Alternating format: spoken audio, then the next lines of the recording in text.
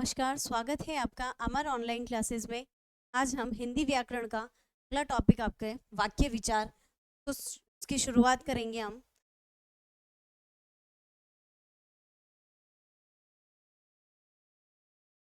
वाक्य विचार वक्ता के अर्थ को पूर्ण रूप से स्पष्ट करने वाले शब्द समूहों को क्या कहते हैं? वाक्य कहते हैं। जो आपके वक्ता है, उसको जो बोलने वाला है, उसके क्या है, पूर्ण रूप से उसको इस वाक्य है, उसके अर्थ को, जो मैं जैसे मैं अभी आपको कुछ समझा रही हूँ तो उसका उसका अर्थ पूर्ण रूप से प्रकट हो रहा है, वो क्या होगा? तो वो जो शब्दों का समूह है वो क्या है? वाक्य है। ठीक है। पर सबसे वाक्य की मतलब अपने सबसे छोटी इकाई कौन सी होती है भाषा की? वर्ण। भाषा की सबसे छोटी इकाई क्या होती है? वर्ण। वर्णों से मिलकर क्या बनता है? शब्द बनता है, और शब्दों से मिलकर क्या बनता है? वाक्य बनता है। तो भाषा की सबसे छोटी इकाई वर्ण होती है। वर्णों का सार्थक समूह क्या होता है? शब्द होता है। यूं नहीं कि कोई सा भी वर्ण ले लो और वो शब्द बन जाएगा। शब्द वही होगा जिसका क्या होगा? सार्थक अर्थ होगा, उसका सार्थक समूह होना चाहिए, उसका कुछ ना कुछ पर्टिकुलर उसका मीन निकलता हो, अर्थ निकलता हो, है ना। तो सार्थक समूह शब्द होता है। शब्द निर्मित होते हैं, पर शब्दों के सार्थक समूह से क्या होता है? वाक्य होता है। शब्दों का भी क्या होना चाहिए? क्रम सार्थक होना चाहिए, ताकि उसका सही अर्थ, अगर हम उसको उल्टा पुल्टा लिख लेंगे तो उसका अर्थ का अनर्थ हो जाता है ना। अर्थात अगर शब्दों के सार्थक क्रम को बदल दिया जाए तो वक्ता का अभिप्राय स्पष्ट नहीं हो पाता है। बोला ना अभी मैंने कहा, क्रम कैसा होना चाहिए? सार्थक होना चाहिए। उल्टा पुल्टा कर दिया तो सब कुछ उल्टा हो जाता है ना। ठीक है। जैसे विभा छत के ऊपर खड़ी है। अब ये इससे हमें इसका अर्थ, इसका बोध हो रहा है कि वो जो विभा नाम की जो लड़की है वो क्या कर रही है? छत पर खड़ी है। अगर मैं इसमें क्या करूँ, छत को पहले लेके आ जाऊं, फिर बाद में ऊपर को बाद कर दूं, ऊपर को इधर ले आऊं, घड़ी को इधर कर दूं, इधर सब कुछ उल्टा कर दूं, तो क्या हो जाएगा? ये देखो, क्रम बदलने पर क्या होता है? छत है विभा के ऊपर खड़ी। अब विभा के ऊपर कौन खड़ी है? छत खड़ी है। तो छत क्या विभा के ऊपर खड़ी रह सकती है? तो ये सार्थक नहीं है ना। ये सार्थक नहीं है। सार्थक तो ये है, छत पे कौन खड़ी है? विभा खड़ी है ना। इस प्रकार शब्दों के सार्थक समूह को क्या कहते हैं? वाक्य कहते हैं। शब्दों के सार्थक समूह को वाक्य कहते हैं। ठीक है।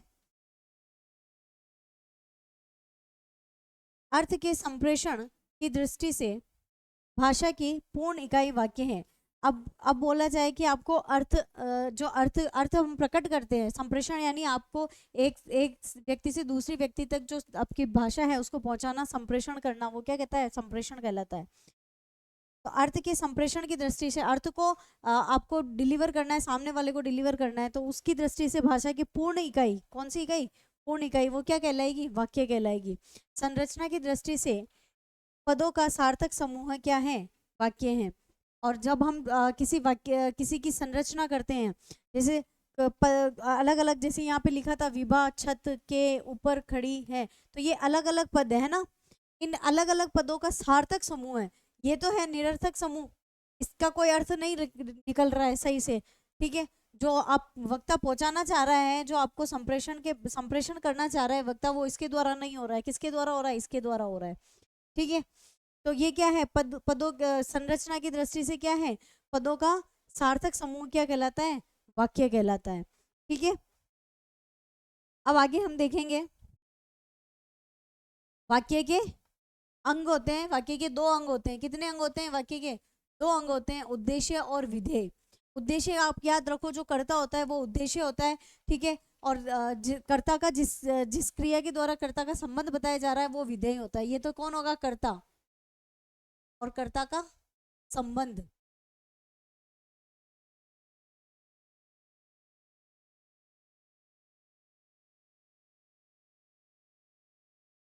कर्ता का संबंध बताएगा वो विधेय, और उद्देश्य क्या होता है?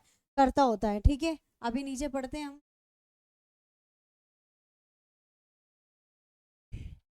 उद्देश्य वाक्य में जिसके संबंध में कुछ कहा जाता है, जिसके बारे में कहा जा रहा है। किसके बारे में? कोई कर्ता के बारे में कहा जाएगा, कुछ कहा जाता है, उसे उद्देश्य कहते हैं। जिस वाक्य, जो वाक्य लिखा हुआ है, जैसे अभी हमने देखा था जब विभा छत पर खड़ी है, तो वो विभा के लिए कहा जा रहा था ना, जिसके लिए कहा जा रहा है, यानी कर्ता के कर्ता हो जाएगा वो, है ना। से उद्देश्य कहा जाता है। वाक्य में क्या आ गया? कर्ता ही क्या है? उद्देश्य होता है। वाक्य में कौन उद्देश्य होता है? कर्ता ही क्या होता है? उद्देश्य होता है। जैसे दादाजी ने पूजा की। अब दादाजी के बारे में बताया जा रहा है, दादाजी ने पूजा अर्चना करी, तो दादाजी के बारे में बताया जा रहा है, तो दादाजी क्या हो गए यहाँ पर, उद्देश्य हो गए। लड़के खेल रहे हैं, तो यहाँ पर किसके बारे में बात हो रही है, लड़कों के बारे में बात हो रही है, तो लड़के क्या हो गए यहाँ पर, उद्देश्य हो गए। इन वाक्यों में दादाजी व लड़कों के बारे में बताया जा रहा है, अर्थात ये दोनों उद्देश्य हैं। ये दोनों क्या हैं, उद्देश्य हैं।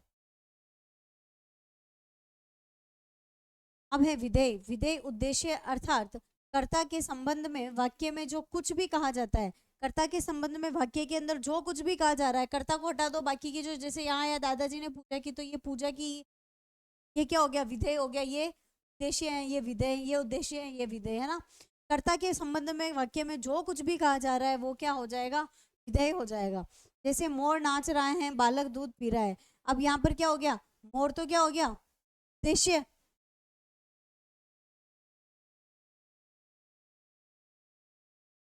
और ये क्या नाच रहा है, क्या हो जाएगा, विधेय। यहाँ पर बालक क्या हो जाएगा,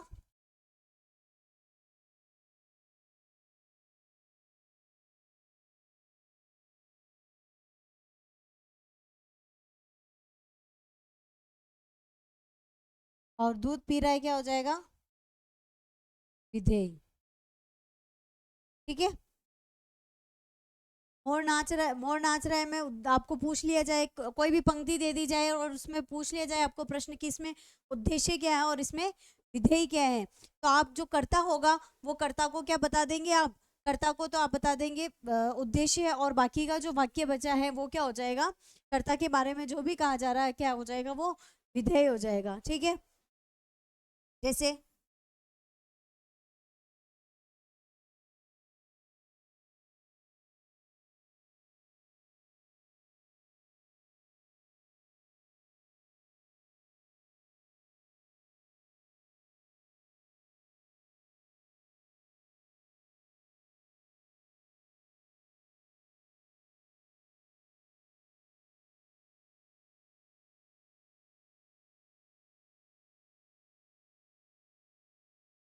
मैंने यहाँ पर लिखा है अध्यापक व्याकरण पढ़ा रहे हैं, तो अब आप बताओ इसमें से उद्देश्य कौन सा है और विधेय कौन सा है, दोनों में बताओ उद्देश्य क्या होगा और विधेय क्या होगा।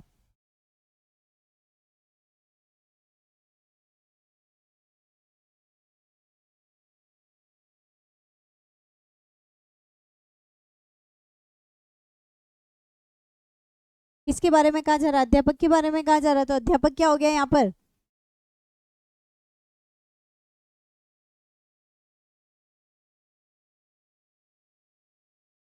उद्देश्य, और व्याकरण पढ़ा रहे हैं का क्या हो गया, विधेय। ठीक है। अध्यापक उद्देश्य हो गया और व्याकरण पढ़ा रहे हैं, वो व्याकरण क्या हो, व्याकरण पढ़ा रहे हैं क्या हो गया, विधेय हो गया। ठीक है ना। आगे बढ़ते हैं हम। अब है वाक्य के भेद। वाक्य के भेद अलग अलग प्रकार से अलग अलग भेद हैं, फिर उनके वापस उपभेद भी है ना। तो हम देखते हैं क्रिया, अर्थ और रचना के आधार पर, क्रिया के आधार पर वाक्य के भेद, अर्थ के आधार पर वाक्य के भेद और रचना के आधार पर वाक्य के भेद। ठीक है। फिर इनके अनुसार वापस क्रिया के अनुसार वापस भेद होंगे, अर्थ के अनुसार वापस इनके भेद होंगे, रचना के आधार पर वापस इनके क्रिया के भेद होंगे। ठीक है।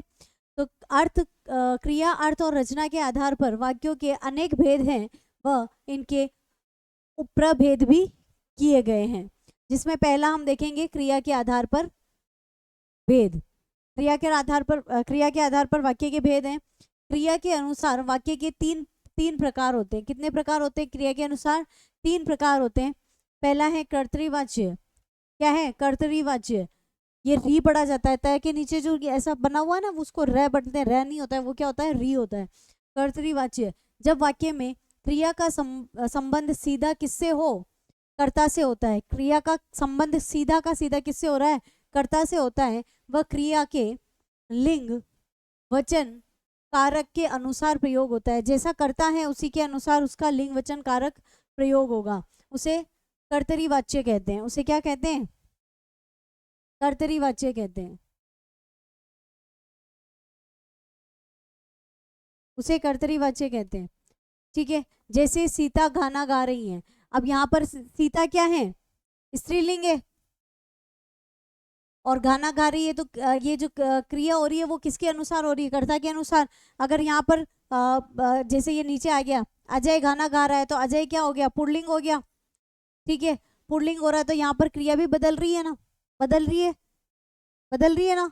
जैसे जैसा कर्ता होगा वैसी ही उसके अनुसार क्रिया हो रही है। तो कर्ता यहाँ पर प्रधान कौन हो रहा है, कर्ता प्रधान हो रहा है। सीधा सीधा संबंध क्रिया का किसके किसके साथ हो रहा है, क्रिया का संबंध कर्ता के साथ हो रहा है, ठीक है। फिर है कर्मवाच्य। अब क्रिया का संबंध कर्म से नहीं होगा, जो उनके लिंग वचन कारक है उनके अनुसार होगा, ठीक है। जब वाक्य में क्रिया का संबंध कर्म से, क्रिया का संबंध कर्म से होता है, किससे, कर्ता से नहीं हो रहा है, कर्म से हो रहा है। किससे हो रहा है, कर्म से हो रहा है। अर्थात क्रिया के लिंग वचन कर्ता के अनुसार ना होकर कर्म के अनुसार होते हैं। आ गया, किसके, कर्ता के अनुसार नहीं हो रहे, कर्ता के अनुसार नहीं हो रहा है, किसके अनुसार हो रहा है, कर्म के अनुसार, जो वो कार्य कर रहा है उसके अनुसार। उसे कर्मवाच्य कहते हैं। इसमें कर्तरीवाच्य में कर्ता होगा, ठीक है, इसमें कर्ता नहीं होगा, इसमें कौन होगा, कर्म होगा, ठीक है। अब है श्रेया ने खेल खेला। श्रेया ने क्या करा, खेल खेला।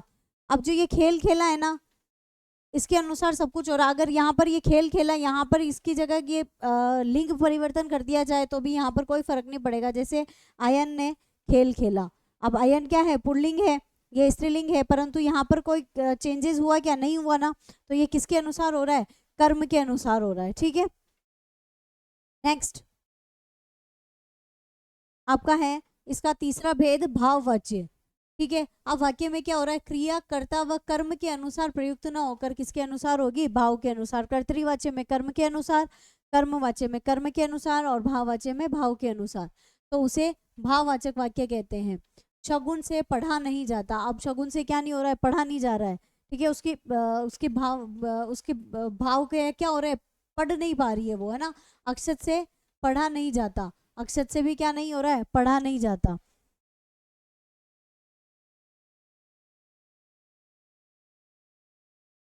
रमा से चला नहीं जाता, है ना। ऐसे कुछ भी लिख सकते हो आप, कुछ भी उदाहरण ले सकते हो जिसमें क्या हो रहा है, भाव के अनुसार क्रिया किसके अनुसार चल रही है, भाव के अनुसार। उससे भाव, अपन ने सब संज्ञा पढ़ी थी तो उसमें देखा था हमने भाववाचक संज्ञा, ठीक है। तो वो भाव क्या होता है, जिसे हम छू नहीं सकते, देख नहीं सकते, परंतु उसको महसूस कर सकते हैं, वो सब क्या होते हैं, भाव होते हैं। तो वो बस जैसे क्या हो रहा है, उससे चला नहीं जा रहा है, उसे पढ़ा नहीं जा रहा है ना। चाहे यहाँ पर रमा की जगह रमेश कर दो,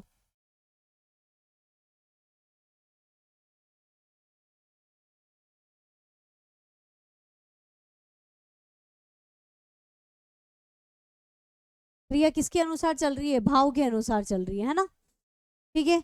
कर्ता के अनुसार चले तो कर्तरीवाच्य, कर्म के अनुसार चले तो कर्मवाच्य, और भाव के अनुसार चले तो भाववाच्य, ठीक है। ये हो गए। अब नेक्स्ट, अर्थ के आधार पर, किसके आधार पर, अर्थ के आधार पर। अर्थ के आधार पर वाक्य के 8 भेद होते हैं। कितने भेद होते हैं, 8 भेद होते हैं। लग रहे हैं 8 भेद, बट बहुत इजी इजी है ना। विधानवाचक, निषेधवाचक, प्रश्नवाचक,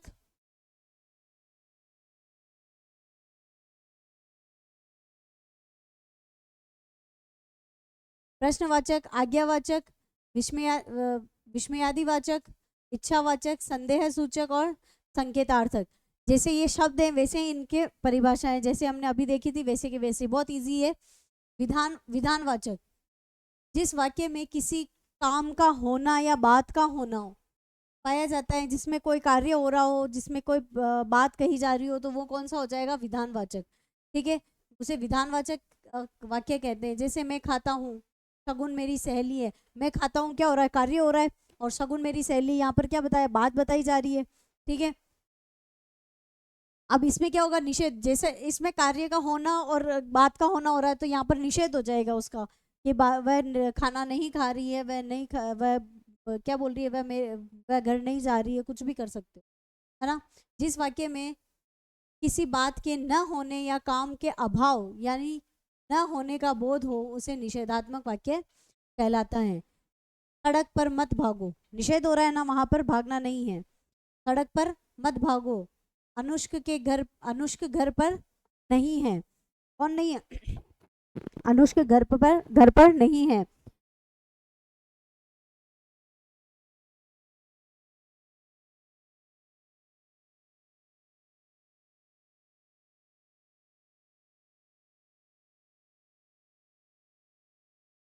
राम विद्यालय नहीं आया।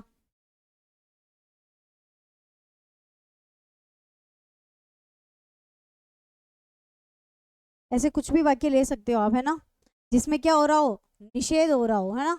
मत भागो, नहीं है, घर पर नहीं है ना।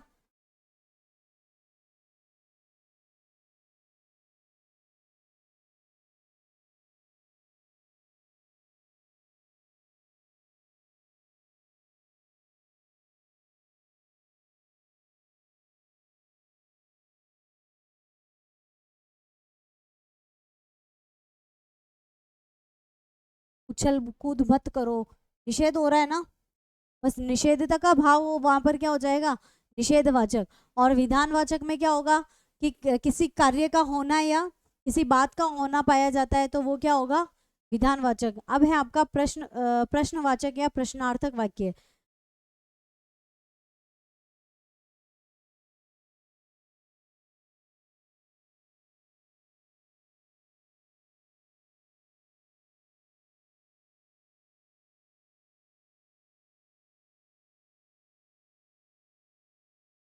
प्रश्न का बोध कराने वाला वाक्य अर्थात जिस वाक्य का प्रयोग प्रश्न पूछने में किया जाए उसे प्रश्नार्थक वाक्य कहते हैं। जिस वाक्य का प्रयोग किसके लिए, प्रश्न पूछने के लिए किया जाए, उसे प्रश्नार्थक वाक्य कहते हैं। ऐसे तुम क्या कर रहे हो, तुमने खाना खाया, ये सब क्या हो रहा है, आप कहाँ जा रहे हैं, तुम क्या खेल रहे हो। जहाँ प्रश्न पूछ रहे हैं वहां क्या होगा, प्रश्नवाचक वाक्य होगा, प्रश्नार्थक वाक्य होगा। ठीक है, 8 भेद में से 3 भेद ये है। विधानवाचक जहाँ किसी बात का होना या करना हो, निषेध जहाँ पर किसी का बात का या कार्य का निषेध हो रहा हो, जब प्रश्न पूछा जा रहा हो वो प्रश्नार्थक। ठीक है ना। नेक्स्ट, आज्ञावाचक। अब यहाँ पर क्या आज्ञा हो रही हो, अनुमति दी जा रही हो, वो क्या है यहाँ पर आज्ञावाचक वाक्य। ठीक है, जिस वाक्य में आज्ञा, अनुमति, उपदेश, विनय का बोध हो वह आज्ञार्थक या आज्ञावाचक वाक्य कहलाता है। अनुष्क अपना कमरा साफ करो। अब कमरे में सब बिखरा हुआ है, तो अनुष्क को उसकी माँ ने बोला कि अब तुम क्या करो, अपना कमरा साफ करो, ये आज्ञा दे रही है। अयन कुर्सी पर बैठो, अयन क्या करो, कुर्सी पर बैठो, इस कुर्सी पर बैठो। वो पर्टिकुलर कुर्सी की तरफ इशारा करके क्या बोला जा रहा है, अयन इस कुर्सी पर बैठो। फिर है विस्मयादि वाचक। जिस वाक्य में हर्ष, शोक, घृणा, विस्मय आदि भाव प्रकट होते हैं वह विस्मयादि बोधक वाक्य कहलाता है। क्या कहलाता है, विस्मयादि बोधक वाक्य। जिस वाक्य में क्या हो रहा है, जैसे हमने विस्मयादि बोधक पहले पहले पढ़ा था ना अभी, इसमें सर्वनाम में, सॉरी, हर्ष, शोक, घृणा, विस्मय आदि भाव प्रकट होते हैं, उसे वह विस्मयादि बोधक वाक्य कहलाता है। आपने विस्मयादि बोधक चिन्ह देखा था अभी पहले, है ना। अरे यह क्या हो गया, वाह कितना सुंदर दृश्य है। और इनको क्या है, भाव के अनुसार बोला जाता है ना। विस्मयादि शब्द जो होते हैं, विस्मयादिक शब्द, इनको किसके अनुसार बोला जाता है, भाव के अनुसार बोला जाता है ना। अरे यह क्या हो गया, वाह कितना सुंदर दृश्य है। ठीक है, फिर है इच्छावाचक वाक्य। जिस वाक्य में किसी आशीर्वाद, इच्छा, कामना का बोध हो उसे क्या कहेंगे, इच्छावाचक की।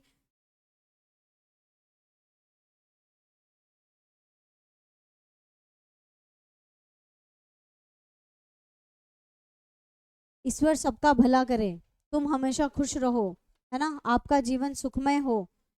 ये आपकी इच्छा है ना कि मैं अपनी कक्षा में टॉप करूं, या मैं अपने स्कूल में टॉप करूं, राज्य में टॉप करूं, है ना।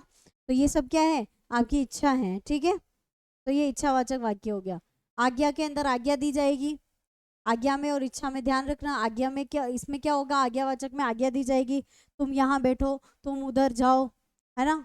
और अगर निषेध हो जाएगा तो वो निषेधात्मक में चला जाएगा। और इच्छावाचक वाक्य, ईश्वर सबका भला करे, तुम सभी खुश रहो, है ना, ठीक है।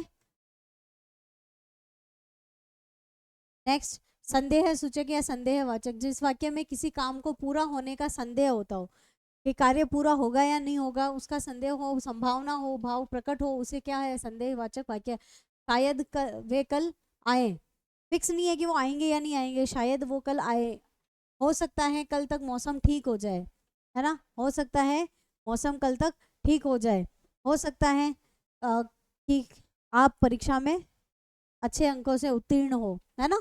तो ये क्या हो गए, संदेहवाचक। फिर है संकेतार्थक, जिस वाक्य में संकेत, अर्थ या शर्त हो वह संकेतार्थक वाक्य कहलाता है। अब यहाँ पे तो क्या हो सकता है ना, हो सकता है आप परीक्षा में उत्तीर्ण हो, और फिर अच्छे अंकों से उत्तीर्ण हो, और फिर क्या, अगर हम ऐसे बोल दे कि अगर मैं मेहनत करता तो मैं परीक्षा में अच्छे अंक लाता, तो ये किस में आ जाएगा, संकेतार्थक में आ जाएगा, ठीक है। यदि तुम आओ, यदि तुम आओ तो मैं चलूं, यदि तुम आओ तो मैं,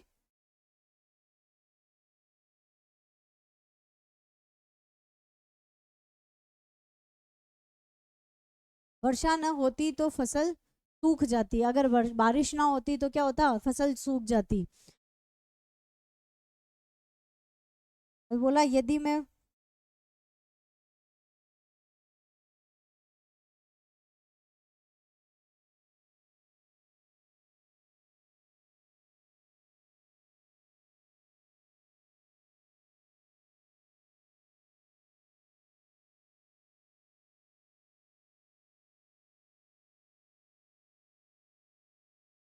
ठीक है, यदि मैं मेहनत करता तो अच्छे अंक लाता, तो आप कोशिश करना है कि आप ये लाइन ना बोलो कभी, ठीक है।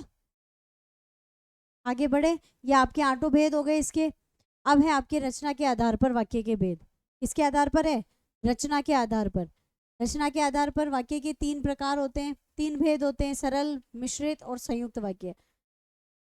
जैसा नाम है वैसा का वैसा ही है। सरल, सरल में सिंपल सिंपल सा वाक्य होगा, मिश्रित में दो वाक्य होंगे, इनमें संयुक्त में भी एक दूसरे पर आश्रित वाक्य होंगे, ठीक है। सरल वाक्य, जिस वाक्य में एक उद्देश्य व एक ही विधेय हो। एक उद्देश्य, जो आपने शुरू में देखा था ना, उद्देश्य और विधेय, है ना। उद्देश्य कौन होता है, कर्ता होता है, बाकी का जो वाक्य होता है वो क्या होता है, विधेय होता है। तो जो सरल वाक्य में क्या होगा, केवल एक ही उद्देश्य होगा और विधेय भी क्या होगा, एक ही होगा। जो अपन ने शुरुआत में जितने भी उदाहरण देखे थे वो सब किसके हैं, इसी के हैं। उसे साधारण सरल वाक्य कहते हैं। अर्थात एक कर्ता व एक ही क्रिया होगी, ठीक है, एक कर्ता होगा और एक ही क्रिया होगी। यहाँ पर क्या हो रहा है, मैं जाता हूँ।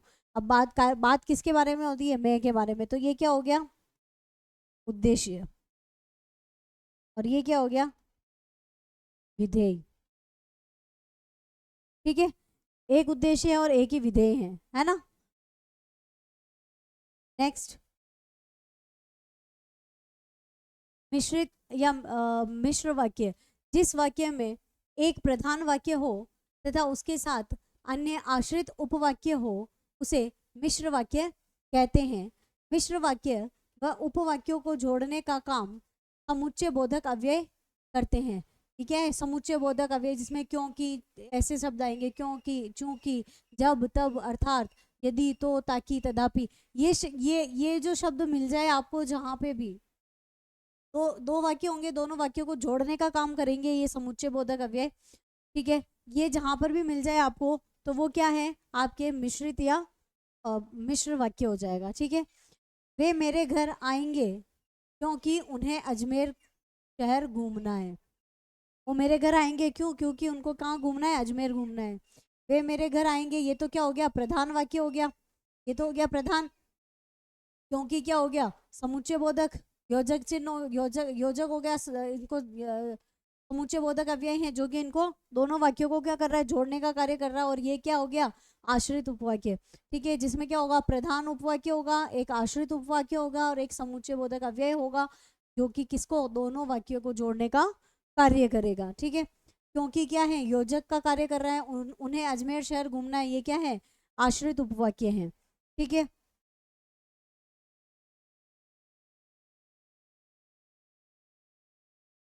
एक वाक्य में दे रही हूँ आपको, उसमें बताना आप कि इसमें कौन सा आश्रित उपवाक्य है और कौन सा प्रधान उपवाक्य है। ठीक है,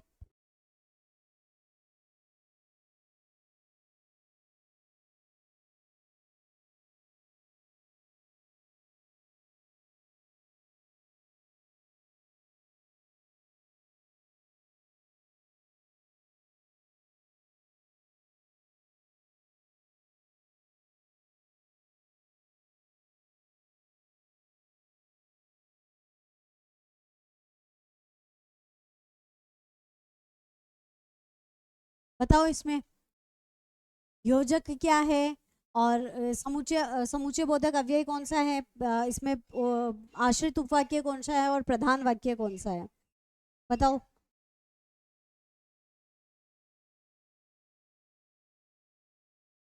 अब ये इसमें बोला गया है रमेश घर आएगा तब हम पढ़ाई करेंगे, तो रमेश घर आएगा ये तो क्या हो गया, प्रधान वाक्य।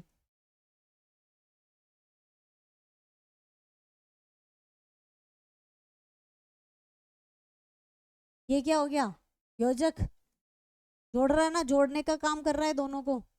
और ये क्या हो गया, आश्रित उपवाक्य।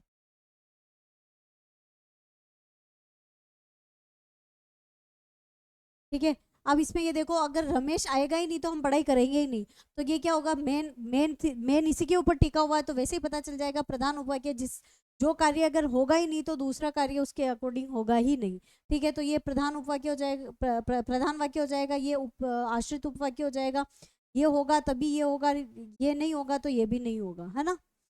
ये कार्य किसके, इसके ऊपर आश्रित है, तो ये होगा तभी ये होगा, तो ये इसलिए ये आश्रित उपवाक्य हो गया। और ये तब जो आया है ये क्या है, इसका योजक है, समुच्चय बोधक शब्द है।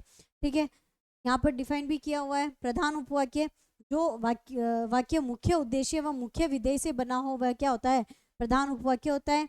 आश्रित उपवाक्य वाक्य से छोटी इकाई उपवाक्य होती है, अर्थात जो उपवाक्य प्रधान उपवाक्य के आश्रित रहता है उसे आश्रित उपवाक्य कहते हैं। और है ना, ये इसके ऊपर आश्रित है कि वो आएगा तभी हम पढ़ेंगे, के ऊपर आश्रित है ना।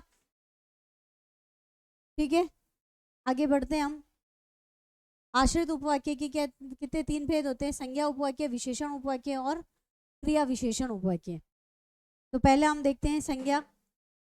संज्ञा उपवाक्य ऐसे उपवाक्य जो वाक्य में संज्ञा की तरह काम करे, अर्थात किसी कर्ता कर्म तथा पूरक पूरक का काम कर दे, संज्ञा उपवाक्य कहलाता है। इस वाक्य में प्राय की का प्रयोग होता है।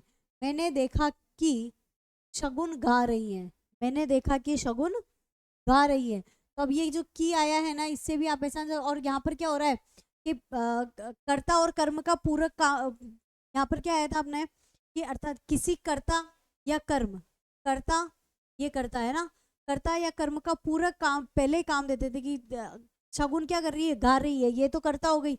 इसको इसके पहले बता दिया कि देखा, ये हो गया कर्म, है ना। तो पहले ही क्या कर दिया, इसका काम बता देते हैं कि क्या कर रही है, गा रही है। ओ संज्ञा उपवाक्य प्राय की का लोप भी हो जाता है और कभी कभी इसका लोप भी हो जाता है। डायरेक्ट मैंने देखा शगुन गा रही है, ऐसे भी लिख सकते हैं इसको, है ना। मैंने सुना है कि है, अब यहाँ पर की क्या हो गया, साइलेंट हो गया, है ना, वे कल आएंगे। ठीक है, मैं कहता हूँ कि वह गया, वह गया, वह गया कहता हूँ का क्या है, कर्म है। ठीक है, वह गया है ना, ये कर्म हो गया, किसका हो गया, मैं कहता हूँ का। ठीक है, जैसे यहाँ पे भी बोला था ना मैंने, ये गा रही है, ये कर्म है किसका, इसका, कार्य का, है ना। ये कर्म है किसका, मैंने सुना है का। ठीक है, पूरक, उनकी इच्छा है कि मैं खाना खाऊं, उनकी इच्छा है कि मैं खाना खाऊं, कि मैं खाना खाऊं, ये जो शब्द आ रहा है ना कि मैं खाना खाऊं, ये क्या है, क्रिया का पूरक है, क्रिया का पूरक है ना ये। इच्छा पहले बता दी फिर बाद में उसका क्रिया बता रहे, तो ये क्या हो गया, क्रिया का पूरक हो गया। ठीक है, आगे बढ़ो। अब है विशेषण उपवाक्य, वे उपवाक्य जो प्रधान वाक्य में कर्ता अथवा कर्म या संज्ञा अथवा सर्वनाम, या तो कर्ता या कर्म या संज्ञा या सर्वनाम की क्या बताता है, विशेषता बताते हैं उन्हें विशेषण आश्रित। विशेषण का अर्थ ही होता है विशेषता बताना, है ना। तो वो किसकी विशेषता बताएंगे, कर्ता या कर्म की, सर्वनाम और संज्ञा की विशेषता बताएंगे, उन्हें विशेषण आश्रित उपवाक्य कहते हैं। विशेषण आश्रित उपवाक्य का प्रारंभ प्राय जो, जिसकी, जिसका, आदि इनसे क्या है, जो, जिसकी, जिसका, जिसके से इनकी शुरुआत होती है, शब्दों से होता है। ठीक है, जिस उदाहरण दिया हुआ है, जिससे आपको काम था वह व्यक्ति चला गया। वाक्य की शुरुआत किससे हो रही है, जिससे आपको काम था वह व्यक्ति क्या हो गया, चला गया। वो व्यक्ति क्या, चला गया, जिससे आपको काम था। ठीक है, अब इसको और भी ले सकते हो।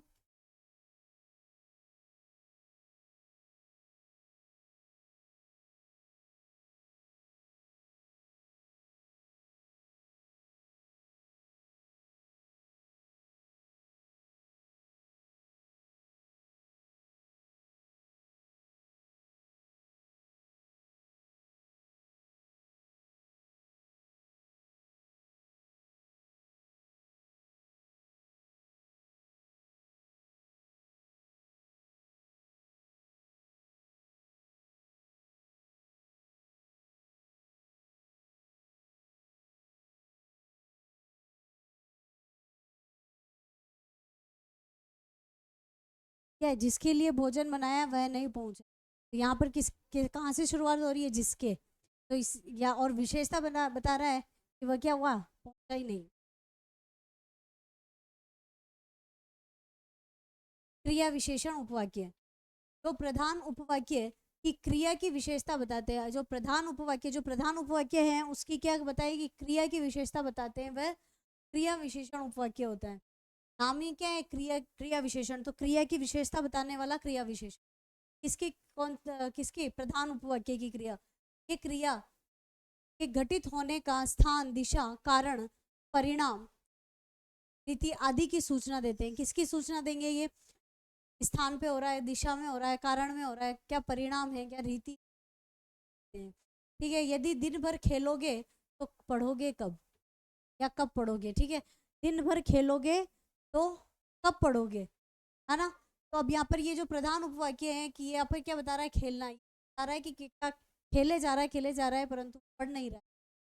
यहाँ पर ये क्या आया, तो यहाँ इस शब्द से हम पहचान करेंगे कि क्रिया विशेषण उपवाक्य। क्रिया विशेषण उपवाक्य कि, क्योंकि, जो, यदि, तो, अगर, यद्यपि, इसलिए, भी, इतना, ये अव्यय पदों द्वारा अन्य वाक्यों से मिलाता है। यहाँ पर दो वाक्य होंगे, उन दोनों वाक्यों को किन से मिलाएगा, कि, क्योंकि, जो, यदि, तो, अगर, यद्यपि, इसलिए, भी, इतना, ये जो अव्यय हैं, इन अव्ययों से क्या बनेगा, क्रिया विशेषण उपवाक्य बनेगा। ठीक है, अब है आपका संयुक्त वाक्य।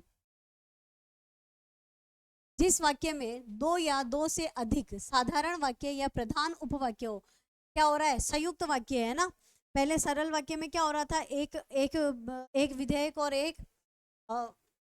एक उद्देश्य और एक विधेय हो रहा था, और उसमें एक प्रधान उपवाक्य और उसका एक आश्रित उपवाक्य हो रहा था। और यहाँ पर क्या हो रहा है कि दो या दो से अधिक साधारण वाक्य होगा, यानी एक उद्देश्य और एक विधेय होगा, साधारण वाक्य होगा, या प्रधान उपवाक्य या समानाधिकरण उपवाक्य होगा।